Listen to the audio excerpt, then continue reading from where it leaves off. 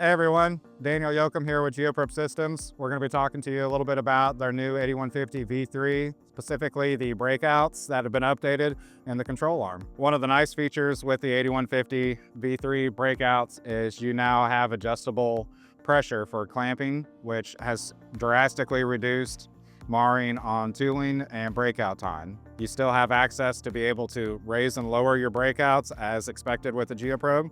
With the updates to the breakout, we were able to add in an adjustable control panel arm. So instead of always having to adjust your height for the driller, you can now adjust the height of your control panel to match for uneven terrain. One of the nice features with this new breakout is Geoprobe has made it compatible with older models of the 8150 platform. So whether you have a V3 version, V2 or V1, this wrench package and adjustable arm is able to go on any Geoprobe Sonic product that's on the 8150 platform.